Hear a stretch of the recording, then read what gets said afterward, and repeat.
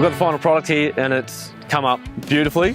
Must be pretty happy, pretty proud. Very happy. You'd had some engine issues, some rust issues and things along the way. Definitely when I started taking the panels off to paint it. As soon as the panels come apart, it was when the rust was kind of exposed. So that was the first big moment where it was like, oh shit, this is a way bigger job than I ever intended it to be. It was either cover it up and pretend it's not there or fix it. And I mean, going to that extent of pulling it apart, there's no point in not fixing it.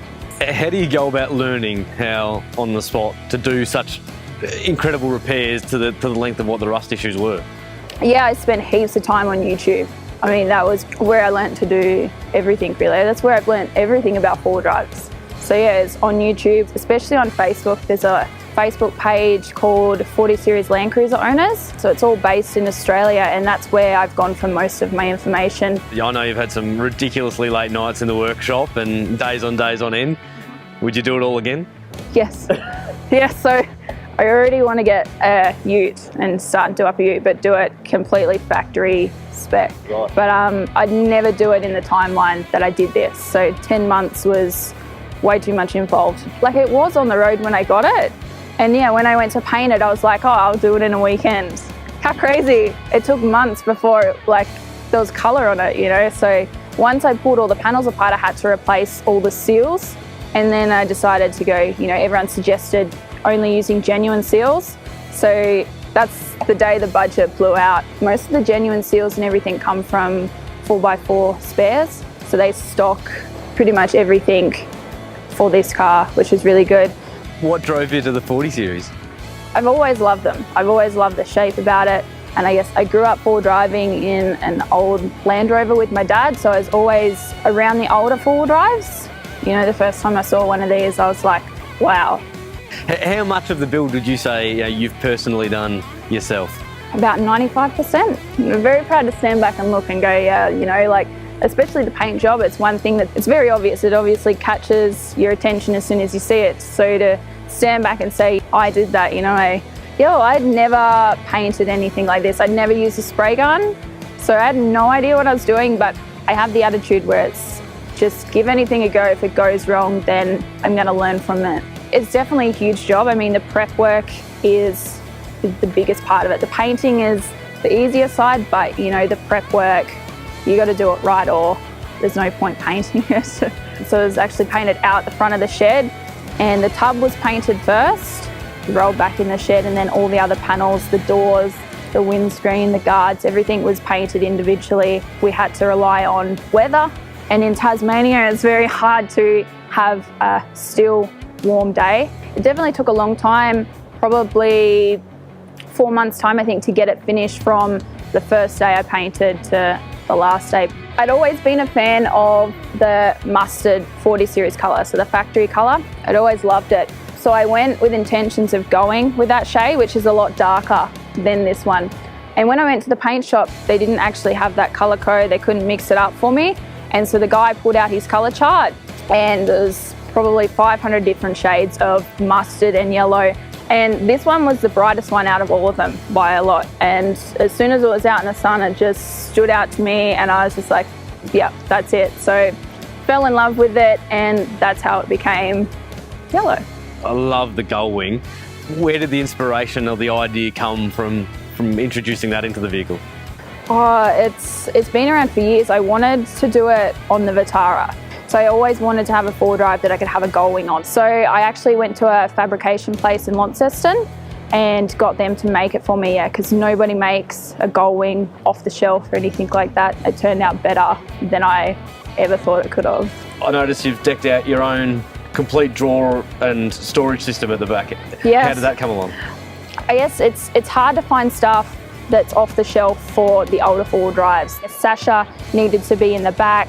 I wanted to have the 12-volt panel in there as well. There's 3 drawers in the back. It's got all the four drive gear, all the tools, everything's housed in there, and it works like a treat. It's not the original engine that came in the vehicle? No. What was the story? What happened and what have we ended up with? So I bought it knowing that the engine was overheating. Buying a four drive and knowing that history on the motor, it just straight up, I wanted it gone. I wanted it to be reliable. And I managed to buy a 3B out of someone's paddock. It was just sitting on like a tyre, and the guy's like, yeah, it should run. And I ran with it. I was like, let's hope it does. And took it home, bolted in, fired it up, and here we are, touring Australia with it. If we go back to your Suzuki days, what was it that drove you to ARB product? I had bought the product for years. On the Vitara, there was plenty of stuff, recovery gear, the lockers, the compressor, it was all ARB, it was all stuff I'd purchased, I used constantly, and it worked. I've supported the product for ages, and yeah, so it's definitely great to jump on board for this build. You want to quickly run us through, some of the key accessories that you've fitted to the 40? Yeah, sure. I mean, starting from the front, we'll start with the obvious, the ARB bar on the front, the Bush Ranger spotlights, as well as the Bush Ranger winch, 2 aerials, so one's to the GME UHF and one's for the phone, Safari snorkel, 2 ARB light bars on the top, a tradesman's roof rack up on top as well with an ARB awning down this side and one on the rear as well. High lift jack is mounted on the other side.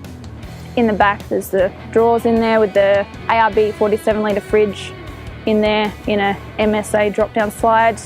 Front and rear ARB air lockers. In the gull wing, the twin compressor, the 1500 watt red arc inverter, the Revolution batteries. We've got the full Old Man Emu suspension kit, airbag man airbags in the rear, and they're mostly just there because constantly changing the load, we're towing and we're not towing, so they're just there to adjust that and put it back up to the right height.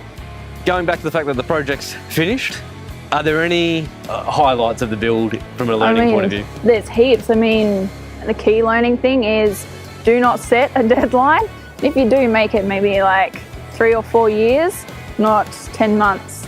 And I guess just research. The more you research stuff, the easier it's going to be. Just reach out, don't be afraid to ask people for help. Is there anything that you haven't done that you wish you had have had done? There's one thing, power steering. So we actually had most of the power steering parts to go in, and another thing with a tight deadline, we just ran out of times. You've got the car completely decked out for touring. What are the plans? Are there any plans? What can we expect next? Travel. We don't have any plans or any destination. We're just going to keep traveling around. We don't have a home to go back to. This is home now. We're just going to keep traveling on the road. For those that want to continue to watch you and doing what you're doing, what are the avenues and the channels that we can all tune into? Definitely Instagram. I guess that's the biggest one. Some videos to go up on YouTube and onto my website with a lot more content of the build to be posted up. fourdrivebuild.com.au. Fantastic. Yeah. Well, thanks for coming down. We've had a great couple of days out here in the high country up around the Woods Point area, and we're excited to hear that you're going to come along to our inaugural ARB event, 4x4 Culture Live, in March next year in South Australia. Yes. So we'll be there. This will be there. We're super excited to be coming along.